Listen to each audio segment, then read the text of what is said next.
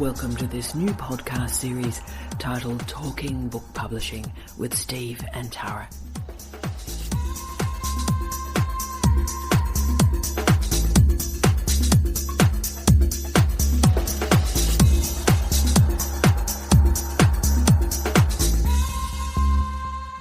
Hello, I'm Tara Brabazon. And I'm Steve Redhead. And welcome to what will be our 7th session in the podcast series Talking Book Publishing with Steve and Tara. Now, those of you who are regular listeners to our podcast know that we did a series of 6 and went, thank you very much, moving on.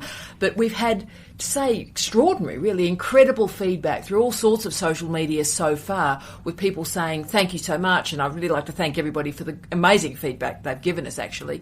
But they've also given us a few suggestions about a few other areas we could actually address. So we thought 1 week later, literally the Saturday morning in the same spot, a week later, we do a few extras and really do a name check to the people who gave us these great ideas. So this is now podcast 7.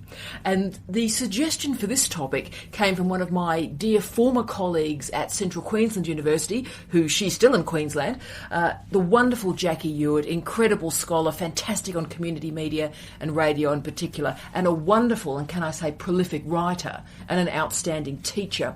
And Jackie asked us the question, how do we manage multiple voices and multiple styles in those multi-authored books? And I suppose the advice that we're going to give people also has some resonance for multi-authored refereed articles as well. So Steve, let's start and talk a little bit about co-authorship. What do you think are the strengths of co-authorship? Because we've done both. We've done a lot of singly authored work and co-authored work. What are the strengths of co-authoring? I think there are strengths in co-authoring, although I haven't done that much of it, I must admit. And my experience of co-authoring and co-editing has been mixed, I must say. But I do think there are strengths of it. And certain disciplines certainly ask quite regularly for co-authorship, co-editorship. Some others don't have it as much. I would say also it raises the issue of co-editing. You know, if you think about books that are collections of, say, papers from conferences or papers from particular projects, sometimes national, sometimes international, you also get co-editing, and that is often quite different. It's a good project to be involved in, but I can think of co-editing I've done, co-editing of books, maybe with 2 other people, where I thought I was starting a project where I had a pretty good consensus with the other editors, but I ended up, in fact, not having that. And then the actual project can look much more disconnected than it should. So I think there's an issue partly to do with just working with other people. And I'm quite a solitary person, so I think over the years I've found working with other people quite difficult, but very productive when it's come up.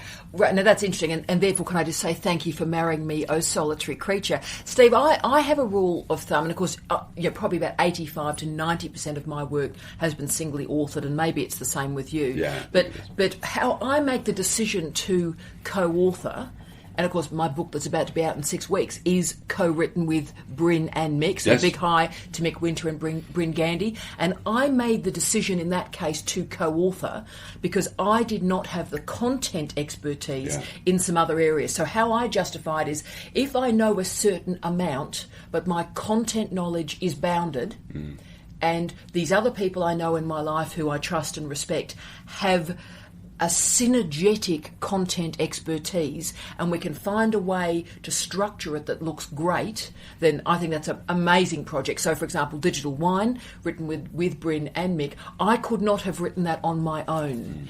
The 3 of us together wrote one of the books that I'm most proud of, but 3 people's expertise came together. So I think a great strength is you have got 2 brains are better than 1, 3 brains are better than 1.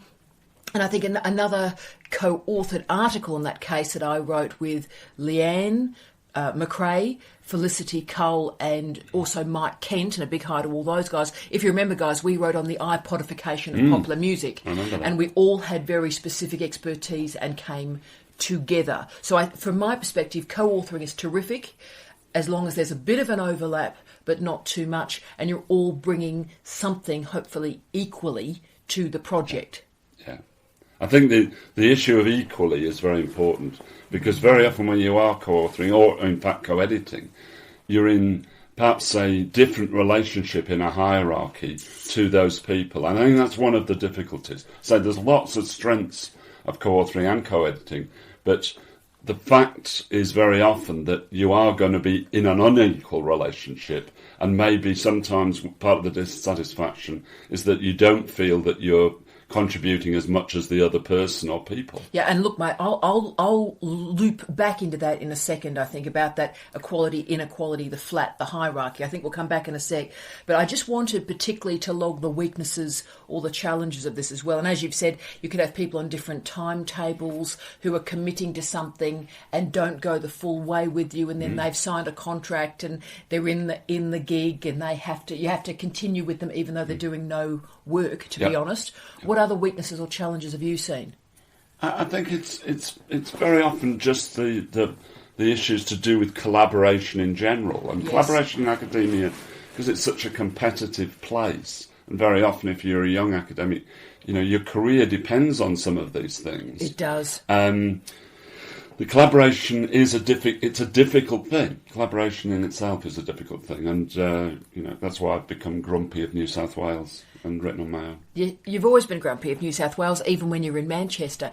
Just to make that point, though, we've seen, very recently with great colleagues who we respect enormously in Australia, who are younger but also an early career, because you can be early career and a bit older too, but younger and an early career, and the relationship that we've seen with a senior professor has chilled our soul.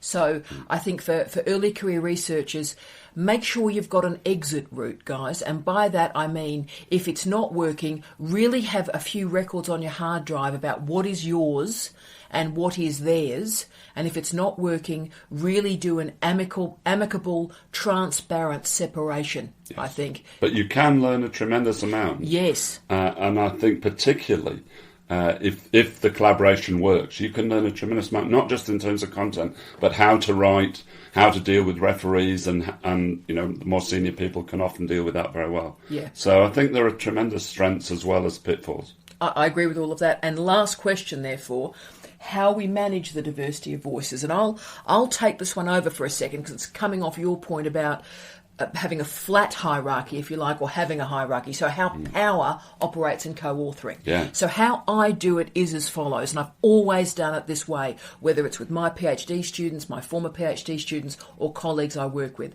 I get all of us to write a bit.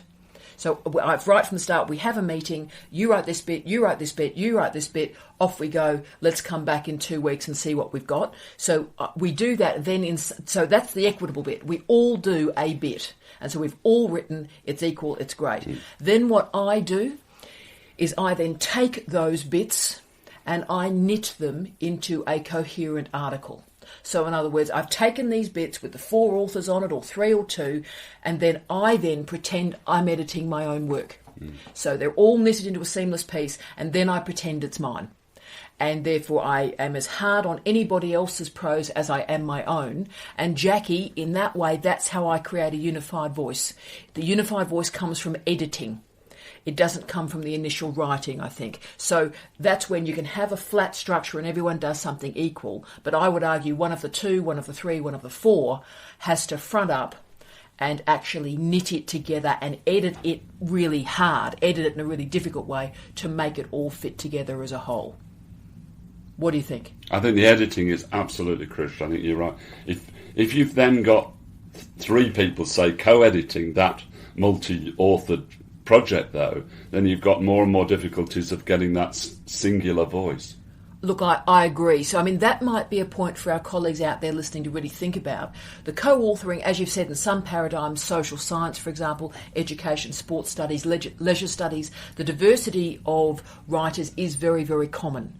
But do consider, the most senior, perhaps, person really fronting up and saying, I will edit this. But do follow Steve's advice. Maybe make a decision that one person really has that leadership, because the greater the plurality of voices, I think it's going to read in a fragmented way, I think. Yeah, I agree with that. But Jackie, thank you for a great question. Really great stuff. And see you soon, Jack.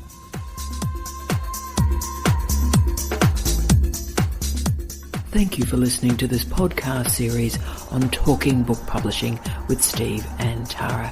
For further information, please feel free to contact us at Charles Sturt University.